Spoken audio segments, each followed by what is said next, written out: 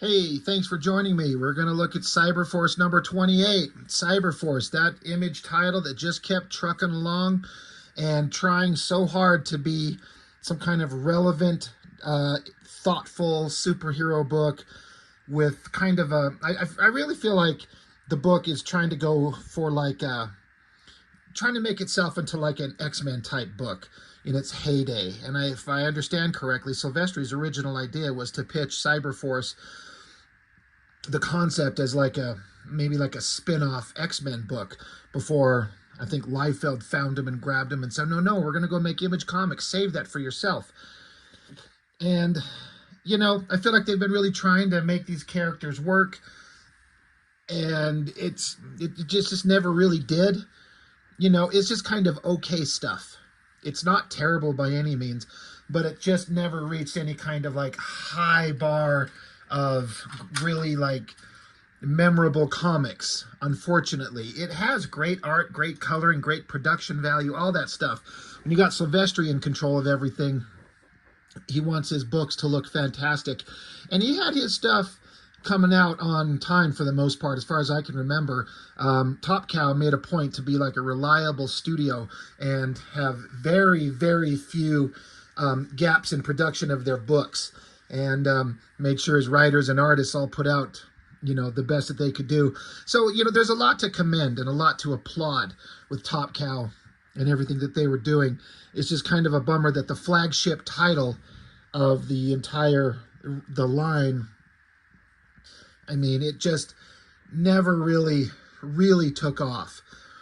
Once they introduced Witchblade and the Darkness, like, Cyberforce was just a distant memory. All that aside, let's get into it. The last issue had the Joe Quesada character Ash show up, and I'm pretty sure he vanished, but now there's a Joe Quesada character, Gabriel, some like ghostly apparition something guy who's here to dispense judgment. There's been like a crossing over of universes here, and this Gabriel guy showing up. Ash showed up, and him and Ripclaw fought each other, and then they fought side by side against some monsters or whatever the hell was going on.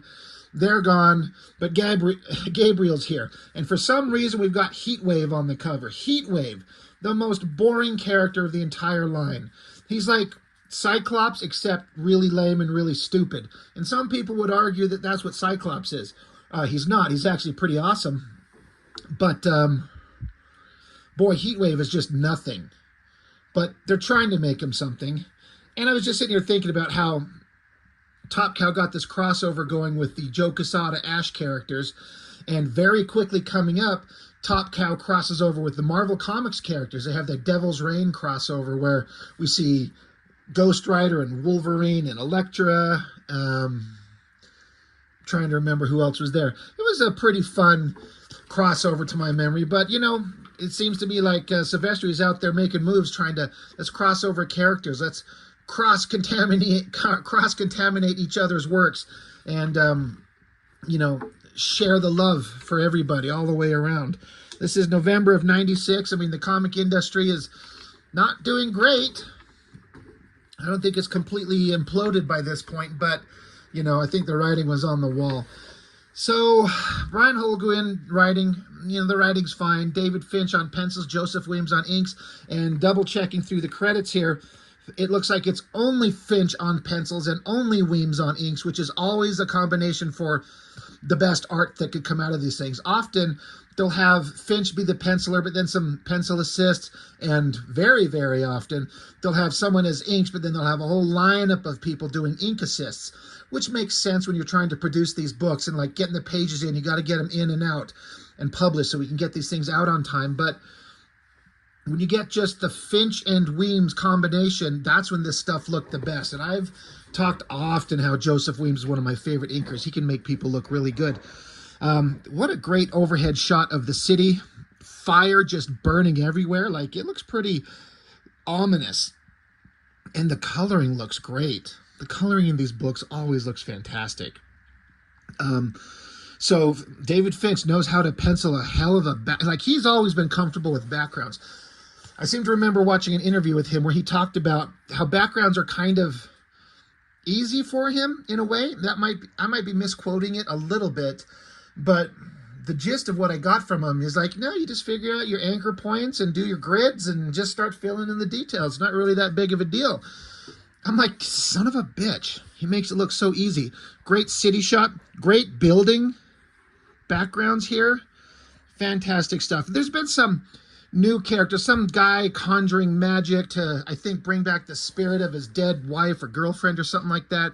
And by doing that, he's creating a lot of chaos in the city, hence the burning fires and ash showing up and things like that. He kind of doesn't care about the destruction and chaos he's causing while he's trying to get the spirit of his wife back into his possession. So flipping over, sideways splash. You got Gabriel. I mean, it's one of these characters where I look at it and I go, yeah, that looks like a Joe Quesada design. And I can't tell you why. But when I see a Joe Quesada character that he designed visually, for some reason I feel like I can identify. I'm like, yeah, that looks like something he would do. This looks like a Joe Quesada character. And Finch does a pretty damn good version of him. He's there talking about, I am Gabriel, I am here to judge, I am judge and jury, the very vessel and instrument of justice. We are vengeance, swift and sure.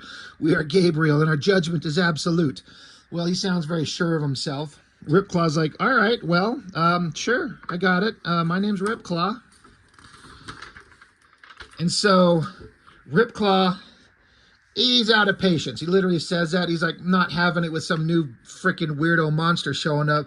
So he dives at him and it looks like he tries to fucking kill him. Like he stabs his arm through his body with his knife fingers. But Gabriel's kind of intangible, so he just passes through him. And Gabriel says, curb your temper, brash one. Any more such actions shall be held against you. I can see you have great violence in your soul, but you are not the cause of this holocaust. So apparently this Gabriel guy, he can kind of look at them and go, I can see into your soul and your essence.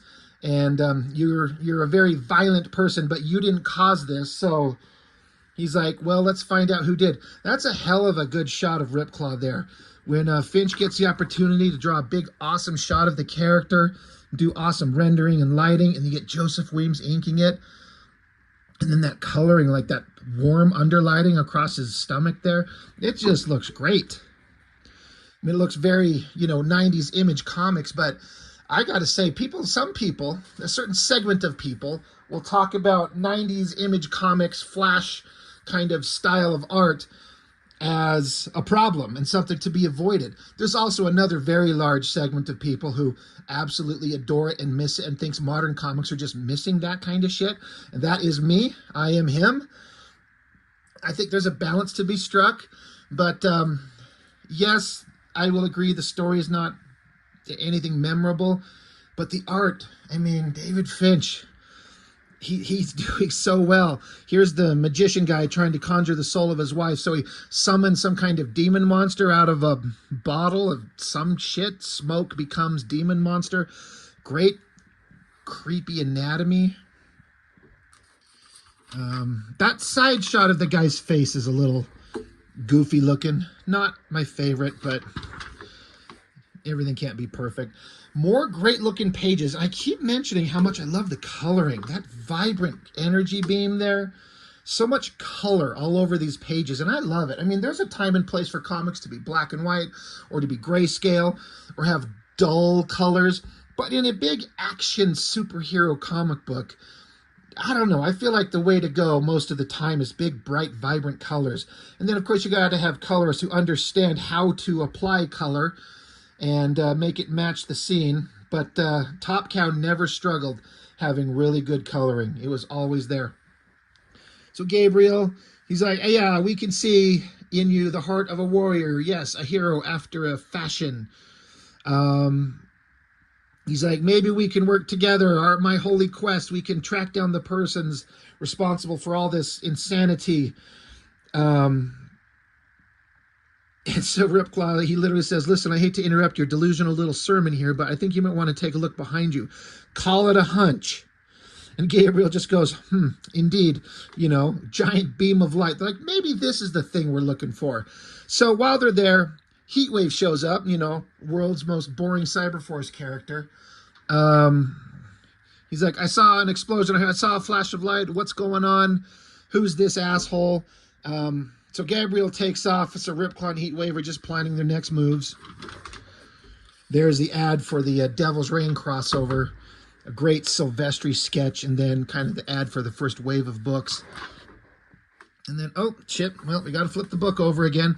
Somehow, someway, my book here suffered some water damage. It kind of warped it a little bit. Believe me, I don't fucking care. These are not precious to me. I would never intentionally let them get this way, but somehow it did. And nothing I can do about it, so we just move on.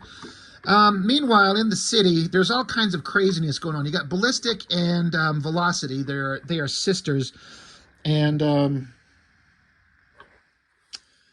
Cyblade is there with them too. And at some point here, yeah, something somehow, someway takes over Cyblade's mind. And it takes her over. And so Cyblade starts lashing out and punching all these people. It's like, I think it's supposed to be Halloween. That's why there's people dressed up as Spider-Man. And this guy's dressed up as he's literally a Vulcan. He's got the pointy ears and the Star Trek shirt. But something somehow, somewhere takes over Cyblade's mind. And she's saying, oh, there is great power in this body. How intoxicating. Finch has never been the best at drawing women. He's getting better page by page, but unfortunately, in a way, he kind of regresses because he goes from here, and I think the next thing he does is Ascension. And while he has some amazing, fantastic art in that book, he is not good at drawing female figures, especially the faces. Like, he struggled with, and I think I mention it every time. But I just kind of want to point it out because Finch eventually just kept developing and he worked those bugs out. But sometimes he's really struggling. Now, this stuff does not look bad. This is pretty good.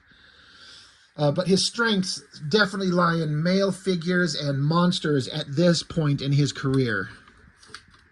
But yeah, someone took over Cyblade, and the girls, the Ballistic and Velocity, are like, what? That's kind of weird. Meanwhile, back with the other destruction and death going on, you got Heatwave here. Again, most boring Cyberforce character. And so we're getting his inner thoughts, and he's trying to think about like how the team's been failing. Everything's falling apart. He needs to be a hero. He can't let anybody down. They're alluding to something. Eventually, Heatwave goes evil and ends up dead. Spoilers in case you gave a shit. But I think they're trying to build up to the idea that Heatwave is having a crisis of conscience, and that will lead into other things as the story goes on down the road in future issues. Back with Finch doing great backgrounds and, of course, taking every opportunity to draw Ripclaw as a badass, double lit like a motherfucker. I like the highlights on his chest there. As Ripclaw, like, he's jumping over this Finch, and the shot that Finch chooses to stop and freeze frame on is just as he gets over the top of this like column, and then he leaps down and keeps going into this building. And that's where he takes the opportunity to draw the badass shot of Ripclaw. And you know what? I love it. It looks really good. The coloring is always blowing me away. As always, I would love to see this in black and white. But man, do the colorists on this book just nail it. So Ripclaw, he's tracking down the evil magician guy that's starting all the shit. And he gets to here. He gets attacked by some monster in the dark. And then here we go. There's where Finch gets to design some just grotesque monster. Really long forearms and giant claw hands. The lighting. What a great shot. I just think it looks spectacular. Yeah. Amazing shot. Like it feels to me like Finch is having a good time drawing these pages. Sometimes I could be just projecting. I could be wrong. I don't know. But you kind of get a feeling that he's having fun. Like you can kind of tell sometimes when an artist is having fun. When they get to draw a whole manner of cool shit. Meanwhile, Gabriel's out here floating around trying to find the bad guys. And amidst all the turmoil and the burning city and the chaos, he runs across some chuckleheads that are looting the city. And so he shows up. Do you think you could get away with this? You're going to learn a harsh lesson. And he does some messed up shit to them. You must know the anguish you would inflict on others. Remember this searing pain, lest you be tempted to stray again. You now bear the mark of Gabriel, and if we meet again, your punishment shall be permanent. So, stupid Gabriel, while there's all manner of monsters and magicians causing all kinds of chaos, he's stopping and picking on people who are looting a store, which criminals should be stopped. But come on, superhuman dude, there's bigger fish to fry. Random panel, you got Stryker and Impact standing off against some giant dinosaur dragon monster. Oh, okay, sure. Back with Psyblade, Velocity, and Ballistic. They're like, something's wrong with her. Something's taken over her mind. We need to stop her before whoever took over her mind realizes what kind of powers she has. And so Velocity's like, however we do this, we have to be careful. And Ballistic and Psyblade have never gotten along. So Ballistic takes the opportunity to give her a frickin' headbutt straight to the face to knock her ass out. She's like, oh, my bad. So I had a little bit of a chuckle there. Meanwhile, Ripclaw's up here facing off against the big demon monster, slashing his face, taking a cut himself to the chest. Great shot of them with their like hands at each other's throat. Great lighting. I mean, again, doesn't it just look like fun to draw this stuff? Finch is having a great time. And then Magic Guy, he's conjuring up his, I don't know if it's his wife or his girlfriend, but there she is. He's almost like making the whole point of his mission come true. Again, love the drawing. The female figures, the faces are looking pretty good. And the coloring, vibrant, colorful, beautiful. But Gabriel shows up and he fucks up what's the word I'm looking for? The magic spell that he's doing here. He's got this glowing orb that somehow is what keeps the spirit of his girlfriend here. And Gabriel shows up and literally, not exaggerating, literally punts it like a soccer ball. Boom, kicks it. So it just goes flying. And goes diving out the window. Ripclaw tries to chase it down, but it hits the ground, shatters, and then the spirit of his girl vanishes back into the wherever it was. She's gone, and so Gabriel, he's like, we are Gabriel, and we stand in judgment. Your sins are of the blackest rank. We know your crimes. And so Magician Guy says, let me tell you something, you sanctimonious bastard. You don't know a damn thing. So he throws a magic thing on the ground. Poof. Him and the demon monster he summoned are gone. And they're like, well, he got away. We'll give judgment to him at a later date whenever we find him. And so Ripclaw says, and what about the girl? You have an easy answer for that one? I didn't think so. I honestly don't know who this guy is and if he ever showed back up again. It's just kind of a random character that just showed up. And so the basic concept, he's trying to save the soul of someone that he loves, and it gets all fucked up, so now we feel bad for him because he's crying. Meanwhile, Heatwave, Stryker, Impact, Psyblade, Velocity, they're all kind of coming out of the battles that they were in, all the evil magic that was happening in the city, all the fires, they just kind of put themselves out, and everyone's kind of like, well, that was a fucking weird night. Gabriel just takes off into the sky. He's like, blah, blah, blah. Do not doubt, my friend, that justice has prevailed here tonight. And so Ripclaw, of course, he picks up this little trinket from the ground. He's like, justice, you know, whose justice, I wonder. So, of course, there's like, but did it? Was justice actually served? Did we all do the right thing? You know, you can kind of understand the cliche, everything. Epilogue, big city shot. Fires are burning, or fires are being put out, and Ripclaw runs into a firefighter. And this is Ashley, whatever the fuck his name is, the human counterpart of the Ash character from Joe Quesada. Just kind of showing that I guess he's just still there. I don't know how or why they're still in the same universe. Don't know, don't care. But basically, it's over. So, you know, crossing Cyberforce with Joe Quesada's characters, kind of fun.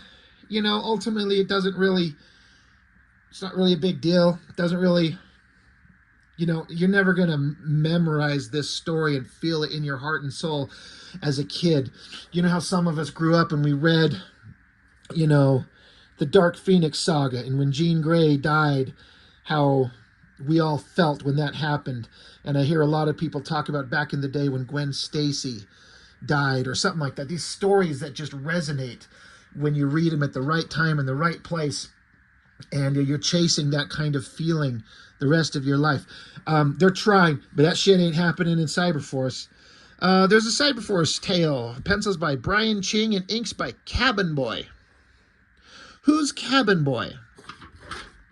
It's a reasonably well-drawn picture. Short story of Ripclaw doing some, I don't know, introspective, soul-searching shit where he stands around and throws his hands in the air. Looks like he's crucified on an X like Wolverine. Birds in the sky. All kinds of dialogue all through the page. I'm not going to read any of it. The girl's face up there looks pretty good. The body looks good. It's a weird shot to choose to have Ripclaw's head thrown back so far that all you can see is the underside of his chin. I get what he's drawing, but I got to say it looks weird. It looks strange. But the shadow lighting on the body, that all looks pretty good. That upshot of Ripclaw's face looks good. The bird looks good. But it's just kind of nothing. Who cares? Whatever. Anyway, that's it. Not much to it. Not very memorable. Like I said, just very middle of the road. It's not horrible garbage at all. But it's not really that great. It's just kind of just another line of the books that's just, you read it and you're like, all right, that's fine, whatever. What's next? Anyway, Cyberforce number 28. That's all I got for now. Thank you for joining me. I'll see you next time.